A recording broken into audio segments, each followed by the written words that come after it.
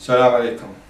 بسم الله الرحمن الرحيم. رب اشرح لي صدري ويسر لي امري واحلل عقدة من لساني يفقهوا قولي. اللهم صل على محمد وآل محمد. بهذه المحاضرة القصيرة راح نبين علاج حق الديسك اللي عندهم ديسك او يسمونه انزلاق غضروفي في الفقرة الرابعة والخامسة. طبعا كثير من الناس راح يسوون عمليات جراحية. قبل لا يسوون عمليات جراحية ترى هذا علاجه سهل، وانا شخصيا كان فيني هالشغلة هذه لان كنت العب كمال اجسام، فكان حايشني ديسك من تحت وما كنت ادري ابغى اسوي له عمليه. فسويت الطريقه هذه عن طريق واحد ويعالج، تعلمتها وسويت حق نفسي فراح عواري كلها الحمد لله. ايام حتى الصلاه ما اقدر اصلي عوار، وكنت بسوي عمليه ما سويتها. فانا هذا اسويها الحين حق الناس، اوريهم طريقه شلون العلاج عشان يتجنبون يسوون العمليات الجراحيه. طبعا كل واحد يشوف هذه الشغله هذه ويدري انه في ديسك يدزها بالواتساب او حق الناس ثانيين عشان يتعلمون طريقه العلاج. اي انسان اذا عنده انزلاق غضروفي او يسمونه ديسك لازم يصير عنده خدران، يا بريل اليمين او بريل اليسار. فرضا الخدران صار بيدك اليمين، بريلك اليمين، يعني شفنا مثلا بريلك اليمين او بريل اليسار صار عندك خدران، تحس فعلا انت اذا توقف فتره ريلك تخدر وياها. شو نسوي عشان نعالج هالعصب؟ طبعا الانزلاق الغضروفي هم غضروفين فوق بعض، واحد فيهم شويه متحرك عن مكانه نازل. شلون نرجع مره ثانيه؟ في عصب طويل بالعمود الفقري، العصب هذا طويل موجود بالعمود الفقري، هذا العصب اللي موجود داخل اذا شدينا عليه هذا يرجع نفس مكانه، كأنه خيط موجود بالنص، لما تشد عليه مره واحده هذا العصب الغضروف يرجع فوق الغضروف. شلون نشد العصب هذه؟ بهذه الطريقه. طبعا انا حاط مسكين هذا سبايدر مان على القاع، هذا مسكين ما عندي احد، انا بالليل اسوي مواضيعي ماكو احد وياي، بس زين الحين قاعد يصوروني هذا فماكو احد، فهذا سبايدر مان راح يكون ضحيه. نتخيل ان سبايدر مان هذا الشخص ان ريله خدر، هذه هي الريله اليسار هي اللي يحس فيها الخدران. شو نسوي عشان نعالج العصب؟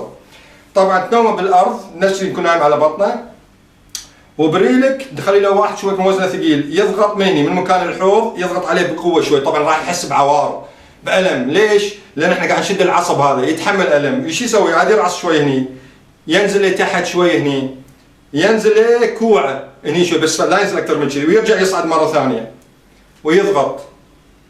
طبعا كبدايه لازم يضغط ضغط بسيط، لا يضغط حيل راح يحس بعوار الانسان. بس كل ما شوي يضغط ويسال هذا اللي قاعد يضغط له شلون عوارك؟ اذا قال اي والله احس ريلي عواره قاعد تخف، عاد يزيد الضغط، يزيد وزنه شوي، وزنه يزيد اكثر ويضغط على العضله هذه. طبعا يتحرك فيها، يبي لك تقريبا يوميا 10 دقائق انه واحد يضغط كذي ويتحرك، يصعد كذي ويتحرك، يضغط ويرعص. اذا عنده ريله ثانيه هم في عوار نفس الشيء، يروح حق الريله الثانيه يضغط عليها اذا هم في عوار اذا يحس فيها، يدوس على الريلين. اي واحد اللي فيه عوار اكثر يحس فيه الم لما نرعص وهو المكان لازم يرعص عليه. فنقول مثلا لا فعلا ان هذا الريل هي فيه الالم، فيقعد يرعص عليه لمده 10 دقائق يوميا. طبعا يضغط يضغط يضغط، يشوف جلسه عن جلسه، يشوف جلسه عن جلسه كأنه عوار ظهره قاعد يخف. ليش؟ احط الكاميرا فوق. ليش؟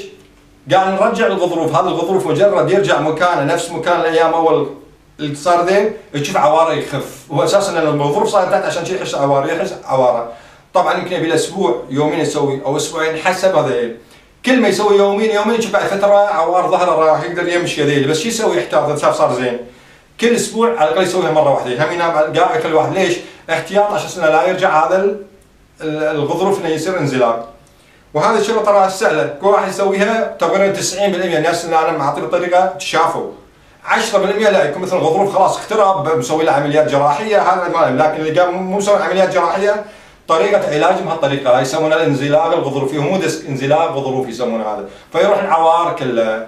طبعا الفيديو انا سويته، وانا فيديوهات كلها طبعا تالي ليله اسويها. زين، ليش سويتها ليله؟ عشان كنت صخه عندي بالبيت عيالي ما يضايقوني ولا بيعزلون وافيد البشر. وكل واحد يشوف الفيديو هذا، لان في كثير من ساكن عندهم عوار ظهر وعندهم ديسك وما يعرف عبالهم ديسك، هذا هو الانزلاق الغضروفي.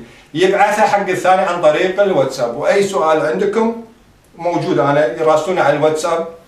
تليفوني طبعا الكويت 00965 9950 6353. مرة ثانية كود الكويت 00965 9950 6353.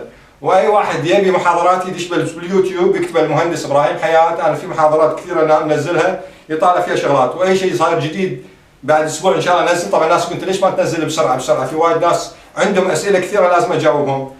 انا ترى مشغول حدي، زحمه عندي وراسي يحورني، فمتى ما شفت نفسي اني فاضي انزل المحاضرات، وان شاء الله بعد كم يوم انزل المحاضره الثانيه. ويعطيكم العافيه.